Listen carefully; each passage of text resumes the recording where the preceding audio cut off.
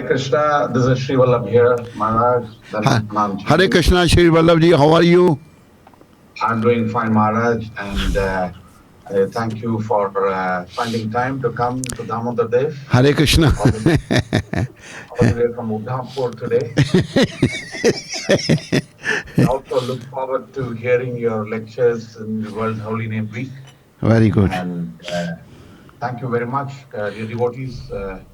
We have today with us somebody who is very dear to Srila Prabhupada, and we are fortunate to have him here address us Damodar Desh at the class today. Hare Krishna Maharaj. Hare Krishna. Navayogendra Swami Maharaj. Jai. Srila Prabhupada. Jai. I'm using my Zoom Siddhi. Class would be in English or Hindi? ठंड बहुत कर दी यार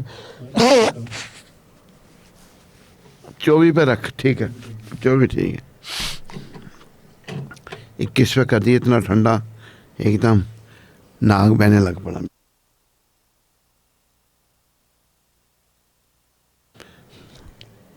शुरू करूंगा अभी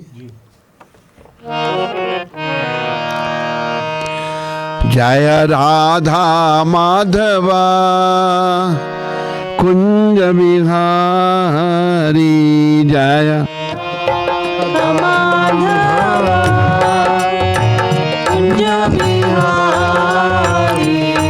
जय राधा माधवा कुंज बिहारी जय राधा माधवा कुंज बिहारी गोपी जन बल्लवा गिरिवरधारी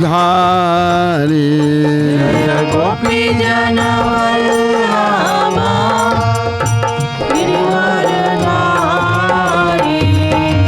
गोपी जन बल्लवा गिरिवरधारी गोपी जन बल्लवा गिरिवरधारी जय राधा माधवा कुंज बिहारी जय राधा माधवा कुंज बिहारी यशोदानंदन ब्रज जन रंजन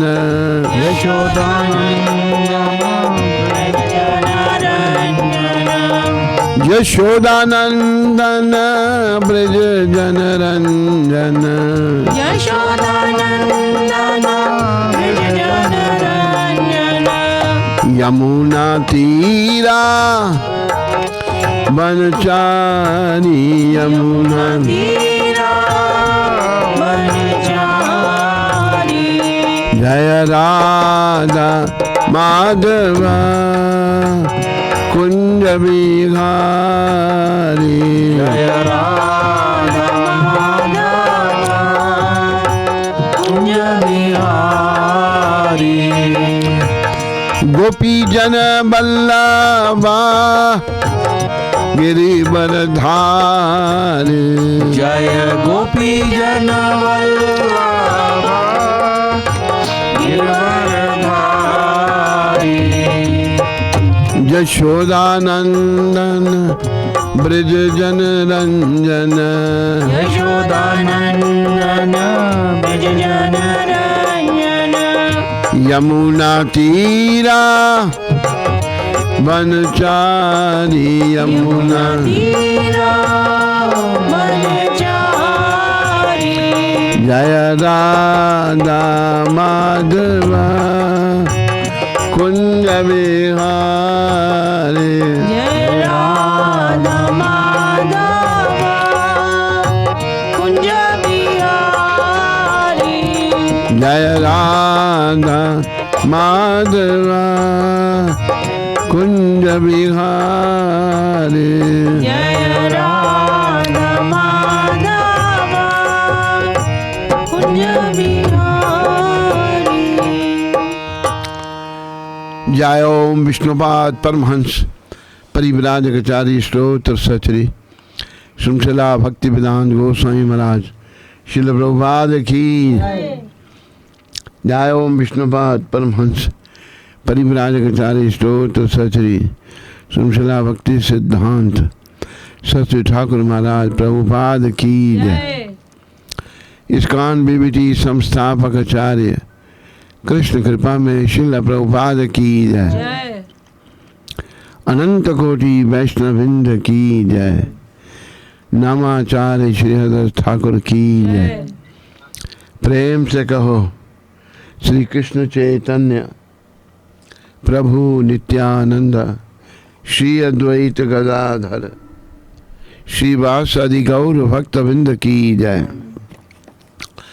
श्री श्री गौर राधा कृष्ण गो गोपीनाथ श्याम कुंड राधा कुंड गिरी गोवर्धन की जय। श्री श्री वृंदावन मथुरा धाम की जय। श्री श्री नवदीप द्वारका धाम की जय। श्री धाम मायापुर धाम की जय। श्री श्री यमुना मई गंगा मई की जय। श्री श्री तुलसी देवी भक्ति देवी की जय। श्री श्री साम वेद भक्त वृंद की जय। श्री श्री युग धर्म हरि नाम संकीर्तन की जय। संकीर्तन यज्ञ की जय। ओम नमो भगवते वासुदेवाय। भगवते वासुदेवाय। ओम नमो भगवते वासुदेवाय। ओम नमो भगवते वासुदेवाय। ओम नमो भगवते वासुदेवाय। ओम नमो भगवते वासुदेवाय। ओम नमो भगवते वासुदेवाय। ओम नमो भगवते वासुदेवाय। नारायणं नमस्कृत्यां नरं चैव नरोत्तमं देवीं सरस्वतीं व्यासं ततो जयमुदीरयेत्। नष्टप्रायेषु भद्रेषु नित्यं भागवत सेवया भगवती उत्तम श्लोके भक्तिर्भवति नेष्ट की। Before reciting the Srimad Bhagavatam, which is the very means of conquest, I offer my respectful obeisances unto the personality of God and Narayan, unto Narayan, she the supreme human being, unto Mother Saraswati, the goddess of learning, unto Srila Vyasadeva, the Atman, unto Srila Prabhupada, our loving spiritual master. Srimad Bhagavat, 10th canto, 8th chapter, verse 36.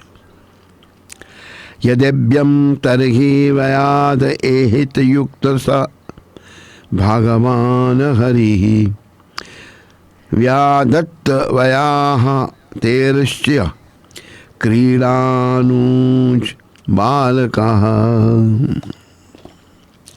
अनुवाद। माता यशोदा ने कृष्ण को धमकाया, यदि तुम मिट्टी नहीं खाई है तो अपना मुंह पूरी तरह खोलो।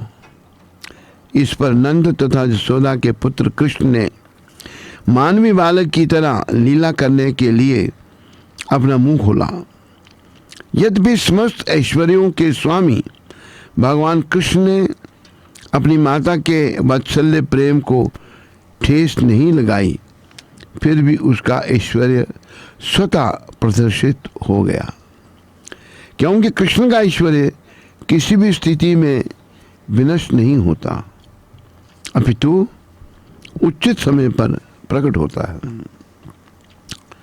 तात्पर्य श्रील प्रभुपाद जी महाराज द्वारा अपनी माता के स्नेह भाव को डिगाए बिना ही कृष्ण ने अपना मुंह खोल दिया और अपने प्राकृतिक ऐश्वर्यों को प्रदर्शित कर दिया।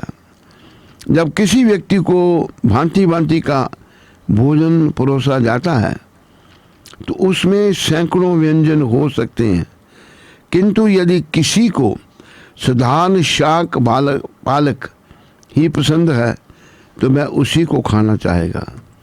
इसी तरह यद्यपि श्री कृष्ण समस्त ऐश्वर्यों से पूर्ण थे, किंतु अब जब उन्हें अपनी माता के आदेश से बालक की तरह अपना मुंह खोलना पड़ा तो उन्होंने वात्सल्य रस के दिव्य विनोद की उपेक्षा नहीं की।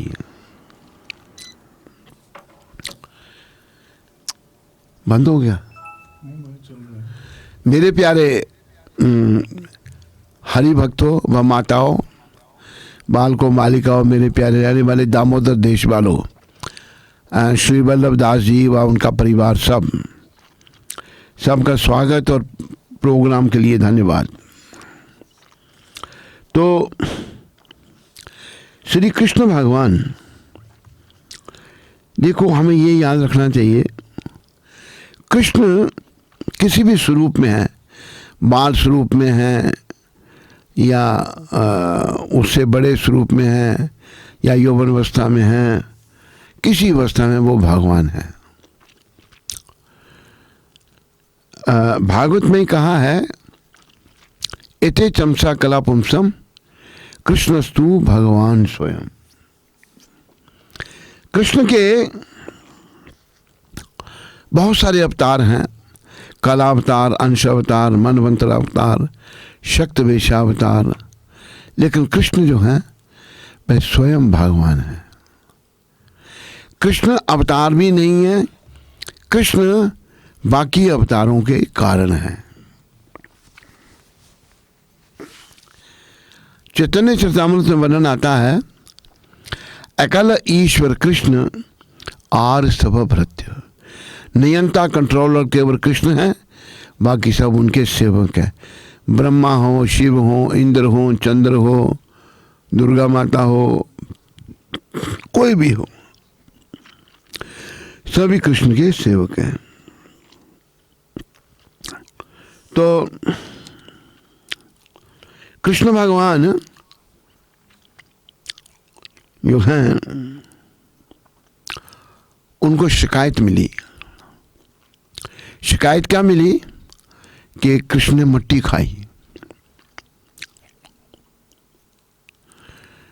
तो कृष्ण भगवान माता यशोदा को सफाई पेश करते हैं कि दाऊ भैया भी बाकी बालकों के साथ मिलकर के मेरे खिलाफ हो गए हैं।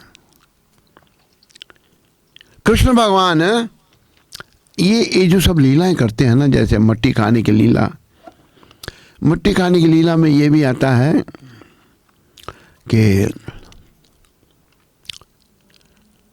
भगवान ब्रज की जो महिमा गान कर रहे हैं, क्योंकि ब्रज जो है ये बड़ा महान है, ये भगवान का धाम है। बहुत सारे भक्त ऐसे भी हैं जो कि ब्रजराज को पूरे शरीर में लगा के रखते हैं, क्योंकि ये बड़ी पवित्र रज है, हमारी शरीर को पवित्र कर देगी, हमारी आत्मा को पवित्र कर देगी। तो भगवान ने ब्रज रज चाखी जो है खाई, ये भी भगवान ने दर्शाया ब्रज की महिमा। ऐसे कहा कि वृंदावन सो बन नहीं, नंद गांव सो गांव, बंसी बट सो बट नहीं, कृष्ण नाम सो नाम।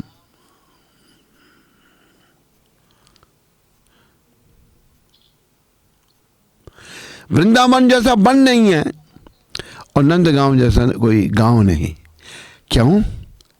यहां पर सब भगवान ने लीलाएं की थी।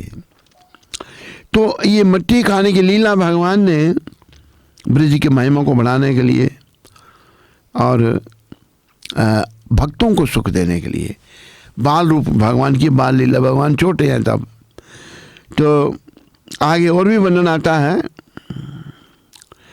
भगवान ने ये जो इस श्लोक के तात्पर्य में अपनी माता के स्नेह भाव को डिगाए बिना ही अपना मुंह खोल दिया। माने का मुंह दिखा अपना। देखो त्रिलोकीनाथ भगवान जो हैं, जिनसे भय भी भयभीत होता है, भय जो है डर, उसका भी रूप है। लेकिन वही भगवान यशोदा जी से अपनी माँ से डर रहे हैं। यशोदा कौन है? प्रभुपाद ने वर्णन किया है कि जैसा यशोदा जी का वात्सल्य प्रेम था ना कृष्ण के प्रति, उसकी कोई तुलना नहीं है। नंद और यशोदा का, इनका बड़ा वात्सल्य भाव था भगवान के प्रति। अपने शांत, दास्य, साख्य, वात्सल्य और माधुर्य, ये चौथा भगवान के प्रति भाव, वात्सल्य भाव, फिर माधुर्य भाव जो गोपियों का था, सबसे श्रेष्ठ माधुर्य भाव है। तो देखो, जो भय भी, जिनसे भयभीत होता है, वही भगवान अपनी माता यशोदा से भयभीत हो रहे हैं, डर रहे हैं, कहते हैं आप मेरे पर नाराज मत हो, ये सब ऐसे ही झूठ बोल रहे हैं, मेरे खिलाफ हो गए सारे ही। तो भगवान कहते नहीं, यशोदा मैया कहती है नहीं, अपना मुंह खोल। जब यशोदा जी ने भगवान को धमकाया तो भगवान ने अपना मुंह खोल दिया, मुंह खोल दिया, और मुंह में क्या वर्णन आता है कि मैं इसका, ये श्लोक हैं, 3 श्लोक हैं, टाइम ज़्यादा नहीं है, अनुवाद पढ़ूंगा। जब श्री कृष्ण ने माता यशोदा के आदेश से अपना पूरा मुंह खोला तो उन्होंने कृष्ण के मुख के भीतर सभी चर अचर प्राणी, बाह्य आकाश, सभी दिशाएं, पर्वत, द्वीप, समुद्र, पृथ्वी तल, बहती हवा, अग्नि, चंद्रमा तथा तारे देखे। उन्होंने ग्रह, जल, प्रकाश, वायु, आकाश तथा अहंकार के रूपांतर द्वारा सृष्टि देखी। उन्होंने इंद्रियां, मन, तन मात्राएं, तीनों गुण सतो, रजो तथा तमो भी देखे। उन्होंने जीवों की आयु, प्राकृतिक स्वभाव तथा कर्म फल देखे। उन्होंने इच्छाएं और विभिन्न प्रकार के चर अचर शरीर देखे। विराट जगत के इन विविध पक्षों के साथ ही स्वयं को तथा वृंदावन धाम को देखकर वे अपने पुत्र के स्वभाव से सशंकित तथा भयभीत हो उठी। आप देखो कि भगवान के मुखारबिंद में सब कुछ भगवान ने दिखा दिया, ये केवल कृष्ण ही कर सकते हैं। तात्पर्य में आगे प्रभुपाद क्या कह रहे हैं, स्थूल तथा सूक्ष्म तत्वों पर स्थित सारे विराट जगत उनकी उत्तेजना के साधन हैं। तीनों गुण, जीव, सृष्टि, पालन, संहार तथा भगवान की बहिरंगा शक्ति से चल रही सारी क्रियाएं, ये सभी पूर्ण पुरुषोत्तम भगवान गोविंद से उद्भूत हैं। सारी वस्तुएं उनके नियंत्रण में हैं। इसकी पुष्टि भगवद गीता में भी 9 अध्याय के 10वें श्लोक में होती है। मया दक्षेण प्रकृति सूयते सच्चराचरम हेतु नानेन कौन्तेय जगत विपरिवर्तते। चरचरम, भौतिक प्रकृति की सारी वस्तुएं उनके नियंत्रण में है। ये हमको ध्यान रखना चाहिए। भौतिक जितना कुछ भी है सब भगवान के नियंत्रण में है, उनके कंट्रोल में है। क्योंकि ये सारी अभिव्यक्तियां गोविंद से उद्भूत हैं, क्योंकि ये सारी व्यक्तियां जो भौतिक जो हैं इनका प्राकट, इनका उद्भूत भगवान है, श्री कृष्ण है। कृष्ण से ही सब कुछ आ रहा है। अभी जैसे साइंटिस्ट कहते हैं, और in the beginning there was a chunk, then chunk exploded and this thing and that. पहले तो ये सब काल्पनिक बातें हैं, मनगढ़ंत बातें हैं। अच्छा चलो मान लो पहले चंक था, वो चंक कहाँ से आया? तुम्हारा बाप लाया उसको? कहाँ से आया वो चंक? तो ये सब मूर्खों वाली बातें करते हैं। देखो हमारा टाइनी ब्रेन है, हमारे ब्रेन कैसा काम कर रहा है मैं नहीं जानता, शरीर कैसा काम कर रहा है मैं नहीं जानता। मेरे जैसे अनेकों शरीर भगवान ने बना दिए और उनके बारे में स्पेकुलेट करते हैं। I think like this, I think like that, perhaps में भी ये सब मूर्खतापूर्ण पाए। प्रभुपाद जी ने इन बातों को बड़ा रिफ्यूट किया है। और ये जो वैज्ञानिक हैं, देखो ये बात भी मैं कई बार कहता हूँ, आप दामोदर देश के निवासियों से भी मैं कह रहा हूँ, बात ये है कि जब तक कोई शुद्ध ना हो, जिसकी अंतरात्मा शुद्ध ना हो, उसका एक सैंपल, शुद्धि का सैंपल श्रील रूप गोस्वामी प्रभुपाद ने दिया है। क्या? अन्नाभिलाषता शून्यम, material desire must be zero, कोई भौतिक इच्छा नहीं। ज्ञान कर्मादि अनावृतम, नो मोर फिलोसॉफिकल स्पेकुलेशन। और जनरली हम सब कर्मी है, वी आर फ्रूटी वर्कर। ज्ञान कर्मादि अनावृतम, अनुकूल लेना कृष्णानु, और जैसी जो भगवान को अच्छा लगता है वो भक्ति हम करें। अनुकूल लेना कृष्णानु शीलम भक्तिरुत्तमा। अभी अर्जुन जी का बहुत बड़ा नाम है भक्ति में। भगवान ने अर्जुन को कहा कि भक्तों सी सखा चेती, तुम मेरे भक्त हो और सखा भी हो।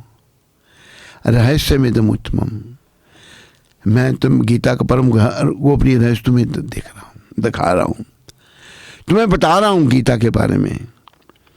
तो मैं कहना क्या चाहता हूँ मेरे प्यारे हरि भक्तों, माता हो, दामोदर निवासी हो, इंटरनेट में कार्यक्रम को देखने वालों,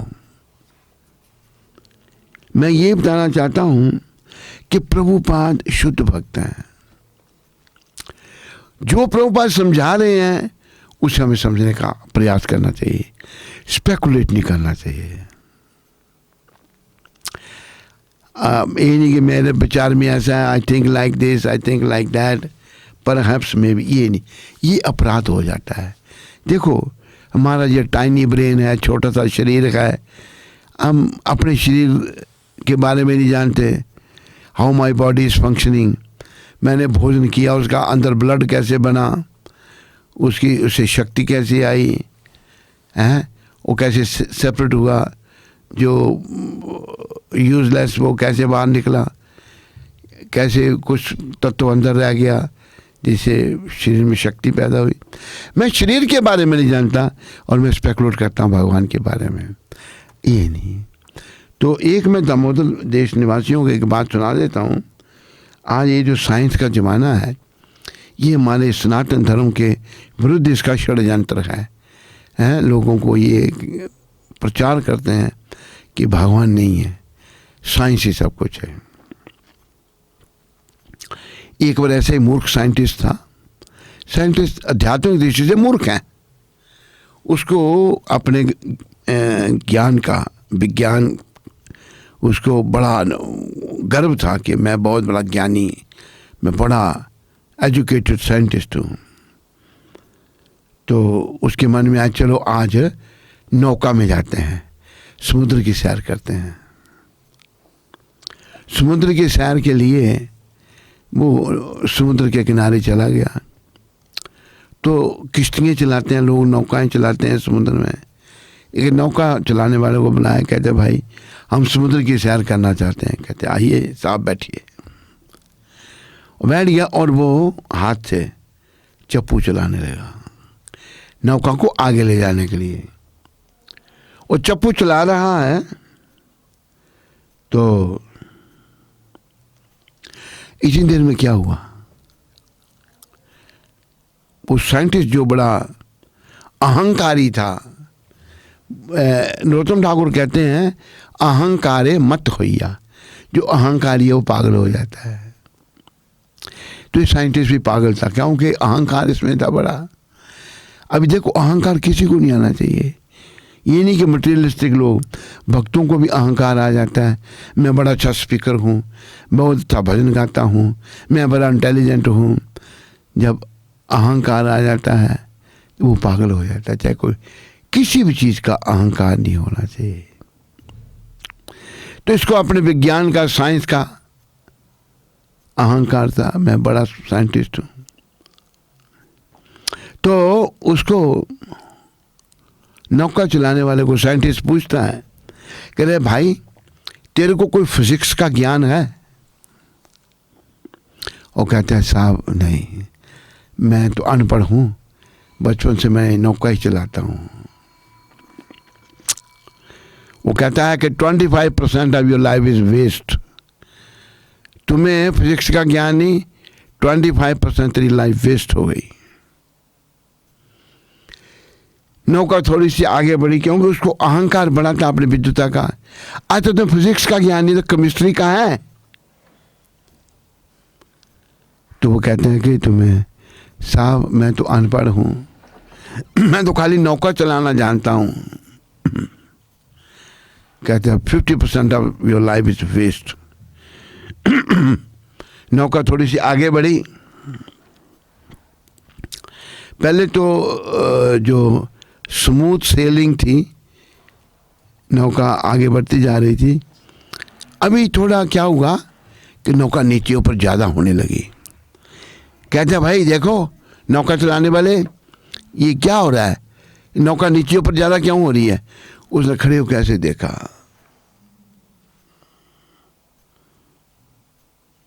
उसने कहा सर लगता है समुद्र में दूर तूफान आ गया है। कहते फिर? कहते सर आप तैरना जानते हैं? कहते मैं तैरना नहीं जानता। कि सर फिर 100% of your life is waste. तो हम लोग ऐसे ही we are hovering on the mental plane. Prabhupada वो जो नौका चलाने वाला है is compared with the devotee. वो डिवोटी है। देखो चैतन्य चरितामृत में पढ़ा जा रहा था, जिसने मनुष्य लेकर के चैतन्य महाप्रभु की शरण नहीं ली, is just like a dead body, is wasting his time, his body is a dead body. तो इसी प्रकार जिसे आत्मा परमात्मा का ज्ञान नहीं, जिसको भगवान के बारे में नहीं जानता, he is a dead body, he is useless.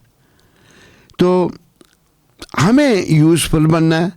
Useful कैसे बनेंगे? केवल कृष्ण का भक्त बन के. अब देखो नंद और यशोदा जिनके पुत्र रूप में प्रकट हुए हैं और लीला कर रहे हैं, वो कोई ऑर्डिनरी नहीं है, वो बड़े भक्त हैं भगवान के. इन्होंने नंद और यशोदा ने द्रोण और धरा ने बड़ी घोर तपस्या की, पति पत्नी दोनों. भगवान प्रकट हुए. भगवान कहते क्या चाहिए आपको, क्यों इतनी तपस्या कर रहे हो? कहते कि हमें आपकी बाल लीलाएं देखनी है. We want to see you as a little boy. भगवान ने कहा अच्छा. द्वापर युग में मैं जब नंद यशोदा बनोगे और मैं कृष्ण रूप में आऊँगा, अवतार लूँगा, तो उस समय आपके बाल रूपों का सुख दूंगा, बाल लीलाओं का सुख मैं आपको दूंगा. तो मैं भगवान बाल लीलाएं करते हैं जब, ये बड़ी मनोहारी होती हैं, मन को हरने वाली. तो यशोदा और नंद से भगवान का वात्सल्य प्रेम है.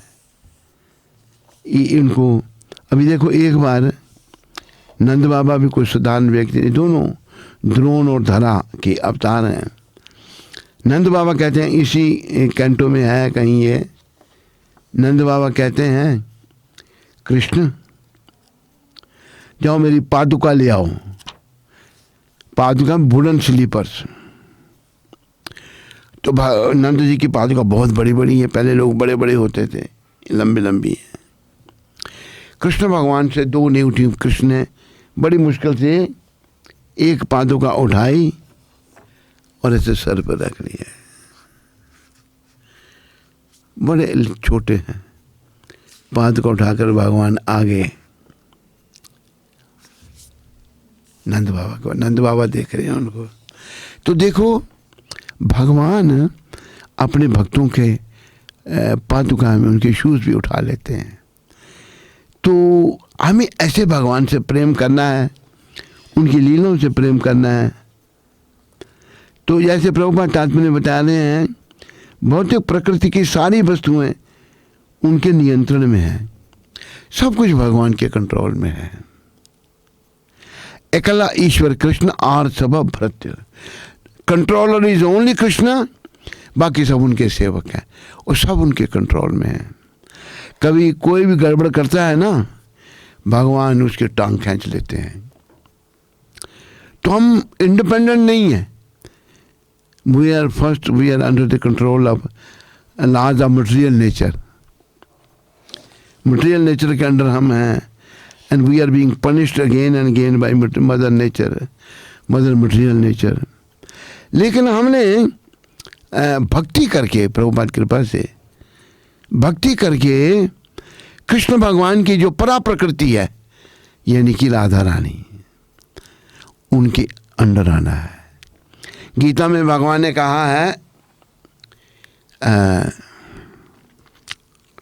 महात्मा नस्तु माम पार्थ।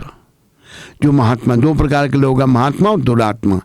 महात्मा मीन्स ए ग्रेट सोल, दुरात्मा means who is a fallen soul, who is busy in money making, in sense enjoyment, in material affairs. पर जो महात्मा है वो बिजी है भगवान की भक्ति में, वो बिजी है कृष्ण को प्रसन्न करने में। महात्मा संसार की किसी चीज में बिजी नहीं है, संसार की किसी चीज में महात्मा का मन नहीं लगता। तो भगवान कहते हैं जो महात्मा है, जो ग्रेट सोल है, मेरी परा प्रकृति देवी प्रकृति में आश्रिता। देवी प्रकृति कौन है? राधा रानी। देखो, भौतिक प्रकृति की जो नियंत्रक है, वो नियंत्रण करने वाली है, वो है दुर्गा माता। हम आप सभी दुर्गा माता के अंडर हैं। दुर्गा माता कभी कभी दंड भी देती हैं, लेकिन दुर्गा माता भी भगवान के अधीन रहती हैं। He is under the control of Krishna. तो महात्मा जो है वो दुर्गा जी के कंट्रोल में नहीं रहता। हम सबको प्रभुपाद कृपा से महात्मा बनना चाहिए। महात्मा जो है वो राधा जी के अधीन हो जाता है। राधा जी के कंट्रोल में महात्मा आ जाता है। देवी प्रकृति में आश्रिता भजनते अनन्य, क्योंकि अन्य किसी का नहीं, अनन्य भाव से महात्मा मेरा भजन करता है। तो हमें इस बात का भी ध्यान रखना है, भजन केवल कृष्ण का और किसी का नहीं, पर रिस्पेक्ट सबकी, सम्मान सभी का करना, लेकिन भजन केवल कृष्ण का करना, भक्ति केवल कृष्ण की करनी। अगर हम ऐसा करेंगे तो धीरे धीरे हमारी शुद्धि होगी और हम इस भवरूपी सागर से तरेंगे। अगर हम ऐसा नहीं करेंगे तो भवरूपी सागर में मरेंगे, धीरे धीरे पतन को प्राप्त हो जाएंगे। तो हमें जैसे हमारी आयु बढ़ती जा रही है, मृत्यु की ओर हम जा रहे हैं, ऐसे ही हमने प्रयास करके भक्ति बढ़ानी है अपनी। मृत्यु की ओर तो हम जा रहे हैं बिना कुछ किए, बिना प्रयास के, लेकिन भगवान की ओर मुड़ने का प्रयास करना है। इसलिए नवदा भक्ति में बताया कि श्रवणम कीर्तनम विष्णु, स्मरणम पाद सेवनम, अर्चनम वंदनम साख्यम, तत्व आत्म निवेदनम। हमें भगवान की ओर बढ़ना है ताकि हम अंत समय में भगवान का नियम के अनुसार, भगवान के अंत समय में, जीवन के अंत समय में भगवान का सिमरन करते हुए शरीर का त्याग करें। ऐसा हो, ऐसा हो, ऐसा करना है। और जैसे यहाँ प्रभुपाद बता रहे हैं, सारी वस्तुएं उनके नियंत्रण में है, सारी भौतिक प्रकृति।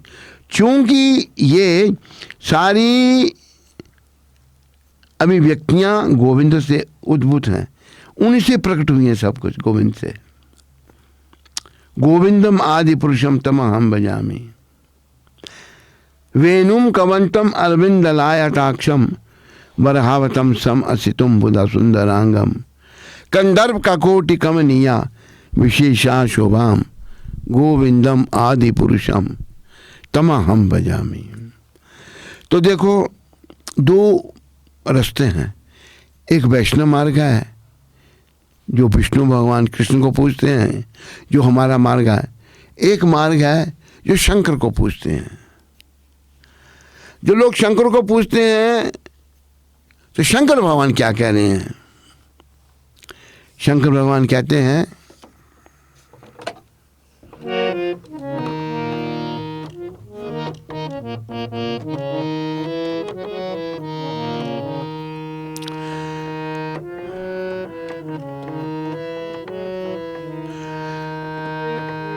पुनरपि जननम पुनरपि मरणम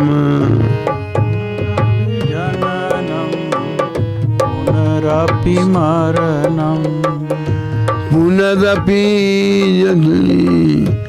जठरे शयनम पुनरपि जननम जठरे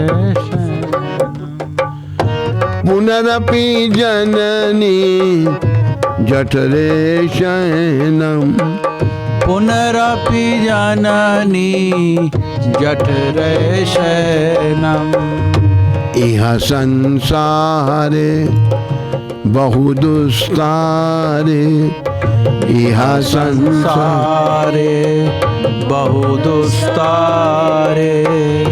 कृपाई पारे पाहि मुरारे कृपाहि तारे पाहि मुरारे भज गोविंदम भज गोविंदम भज गोविंदम भज गोविंदम गोविंदम भज मूढ़ मते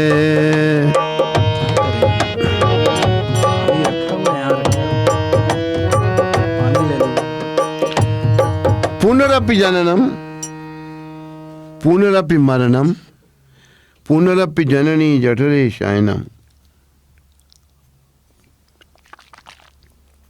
ये महादेव वाक्य है। महादेव कह रहे हैं बार बार तेरा जन्म हो रहा है, बार बार तेरी मृत्यु हो रही है, और बार बार तू मां के गर्भ में जठराग्नि का कष्ट भोग रहा है। ऐसा बुरा प्रभाव इस संसार का है। तो तुम ये शंकर भगवान कहते हैं तुम मुरारी श्री कृष्ण की कृपा को ले ले। कृपा ही पारे पाही मुरारे।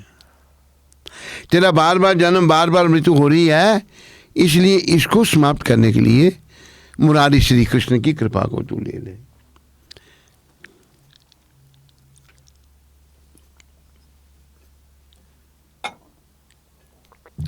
कृष्ण जो हैं तेरा जन्म मरण का चक्र समाप्त कर देंगे। तो ये जो सब विविध लीलाएं भगवान की हैं, इनका केवल इसलिए है कि हम लोग कृष्ण भगवान से अटैच हों, हमारे संसार से डिटैचमेंट हो, कृष्ण से अटैचमेंट हो। सब गोविंद के मुख में दिख सकती हैं, भगवान के मुख में ही सब कुछ है। आश्चर्य की बात तो यह है कि माता यशोदा घन मात्र स्नेह के कारण भयभीत थी। यशोदा मैया का कृष्ण भगवान से बड़ा स्नेह है, बहुत स्नेह है। तो माता यशोदा जो है डर रही हैं, ये क्या है मेरे बेटे के मुंह में, क्या सब कुछ मेरे बेटे के मुंह में। उन्होंने विश्वास ही नहीं हो पा रहा था कि उनके पुत्र के मुख में ऐसी वस्तुएं दिख सकती हैं। फिर भी उन्होंने देखा और इसीलिए वे भय तथा आश्चर्य से हक्की बक्की रह गई। तो प्रिय बंधुओं, याद रखो कि भगवान श्री कृष्ण जो हैं वो सर्वशक्तिमान है, वो कुछ भी कर सकते हैं, और हम सबको उनकी शरण लेकर उनके चरणों में समर्पण करना चाहिए। अगले श्लोक में प्रभुपाद क्या कह रहे हैं? किम स्वप्न एतद्धूत देव माया किम वा मदीयो मत बुद्धि मोहा अथो अमुष्येव मामर बकस्य या कश्चनोत पथिक आत्मयोगः।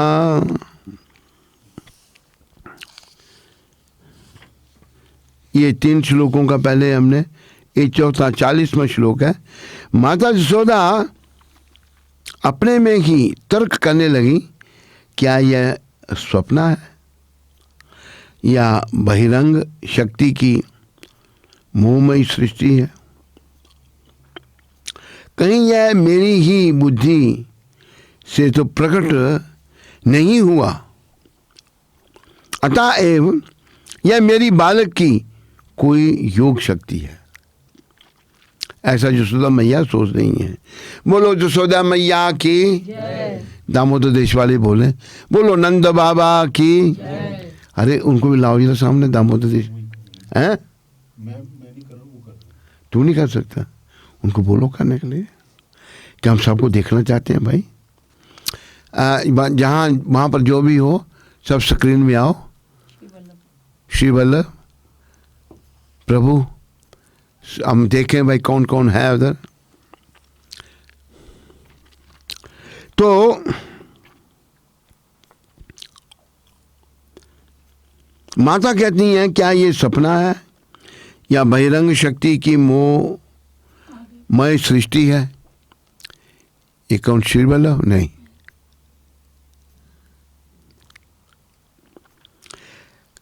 कहीं यह मेरी ही बुद्धि से तो प्रकट नहीं हुआ, अथवा यह मेरे बालक की कोई योग शक्ति है। अभी कह रही हैं यशोदा मैया, थोड़ा सोच रही हैं क्या है ये, अपने से तर्क कर रही हैं यशोदा मैया, ये क्या आ गया। सोच रही है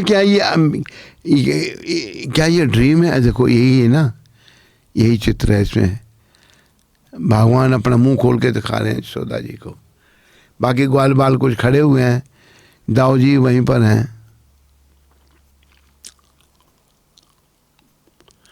क्या यह सपना है या बहिरंगा शक्ति की मोहमयी सृष्टि है? कहीं यह मेरी बुद्धि से तो प्रकट नहीं हुआ, अथवा यह मेरी बालक की कोई योग शक्ति है। आखिर में यशोदा मैया ने सोचा ये मेरे बालक की कोई योग शक्ति है। जब माता यशोदा ने अपने बालक के मुख के भीतर यह अद्भुत दृश्य देखा तो वह अपने मन में तर्क करने लगी कि कहीं ये स्वप्न तो नहीं, ये मैं सपना तो नहीं देख रही। क्योंकि सपने में केवल आदमी बहुत कुछ देख देता है, और जब वो जागता है तो सपने का मैल टूट जाता है।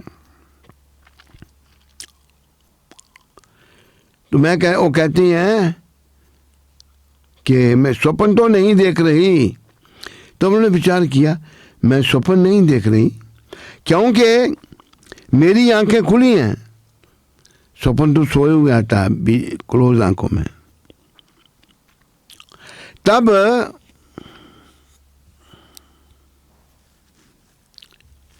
कुछ हो रहा है।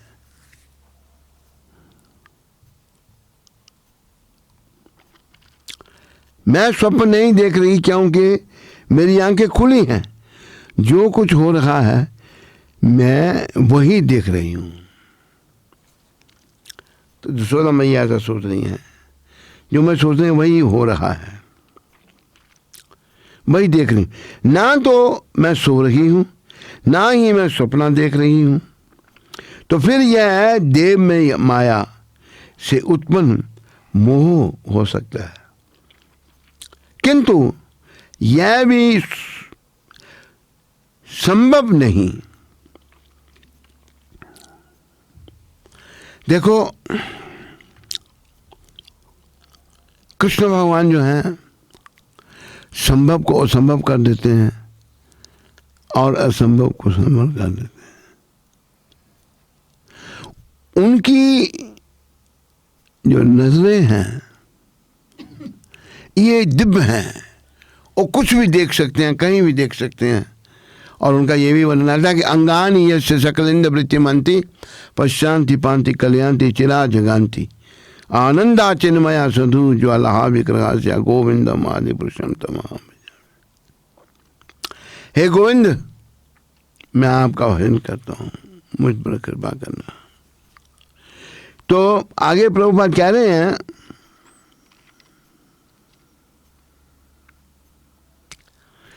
कि ना तो मैं सो रही हूँ, ना ही मैं सपना देख रही हूँ, तो फिर यह देव माया से उत्पन्न मोह हो सकता है। यशोदा मैया स्पेकुलेट कर रही हैं, किंतु यह भी संभव नहीं। ऐसी वस्तुएं देवतागण मुझे क्यों दिखला रहे हैं? मैं तो साधारण सी स्त्री हूं। देखो, यहां विचार करो, यशोदा मैया का बहुत बड़ा पद है। त्रिलोकीनाथ जिनके पुत्र हैं, उनकी उंगलियों के इशारे पे नाचते हैं। वो कहती हैं मैं साधारण सी स्त्री हूँ, हमें विनम्र बनना है। पुरुषों को भी, स्त्रियों को भी, दामोदर देश वालों को भी, बलराम देश वालों को भी, हर देश वालों को विनम्र बनना है। हम लोग अगर विनम्र बनेंगे ना, तभी कुछ होगा, तभी हम भगवान के बारे में जान सकेंगे। और विनम्र कैसे होंगे? जब हम भगवान के भक्त बनेंगे और जब हमको प्रभुपाद जी जैसे महान वैष्णवों की कृपा मिलेगी। तो फिर यह देव माया से उत्पन्न मोह हो सकता है, माता यशोदा सोच रही हैं, किंतु यह भी संभव नहीं। ऐसी वस्तुएं देवतागण मुझे क्यों दिखला रहे हैं? मैं तो सदान स्त्री हूँ। देखो, यशोदा मैया इतनी महान, वो हम सबकी दादी माँ है, कृष्ण की माता है। वो कहती मैं सदान स्त्री हूँ, जबकि यशोदा मैया का बहुत बड़ा पद है। वो अपने आप को साधारण कह रही है, तो हम जो साधारण हैं, हम अपने आप को साधारण नहीं मानते। मैं तो साधारण स्त्री हूँ, जिसका देवताओं से कोई स्वभाव संबंध नहीं।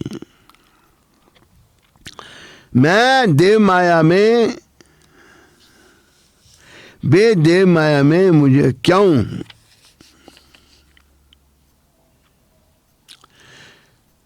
नहीं डालना चाहते? क्षमा कीजिए, देव माया में मुझे क्यों डालना चाहते हैं? ऐसा संभव नहीं। तब माता यशोदा ने सोचा कि यह तृष्ण मोह माया के कारण है।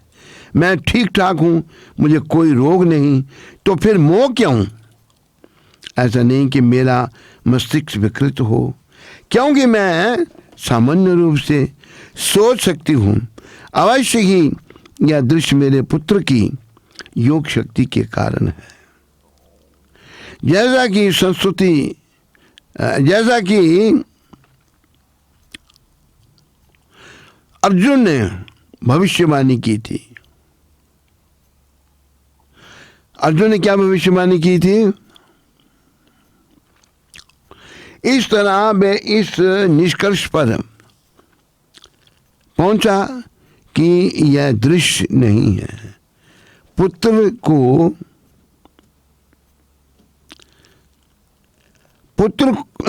की ही रचना है, यह और कुछ भी नहीं है। तो हमें भगवान श्री कृष्ण को समझने का प्रयास करना है कि वो त्रिलोकीनाथ हैं और हमारा एक ही काम है उनकी शरण में जाना, उनकी भक्ति करना और उनको प्रसन्न करना। भगवान को केवल भक्ति अच्छी लगती है। गीता में भगवान ने कई मार्गों का वर्णन किया, ज्ञान योग, ध्यान योग, राज योग, हठ योग, सांख्य योग, लेकिन भगवान कहते हैं मैं खाली भक्ति के द्वारा जाना जा सकता हूँ। इन्हीं शब्दों से इन शब्दों के साथ हम दामोदरवासी देशवासियों का धन्यवाद करते हैं और भगवान श्री कृष्ण सब पर कृपा करें। कृष्णेरा मतियस्तु, कृष्ण सबको सद्बुद्धि दें ताकि हम उनके शुद्ध भक्त बने। हमारे मनों में जो संसार के प्रति अटैचमेंट है वो डिटैचमेंट में बदल जाए और हम लोग सच्चे भगवान के भक्त बने। बोलो मोर मुकुट बंसी वाले की, बोलो गौर राधा कृष्ण भगवान की। हरे कृष्णा।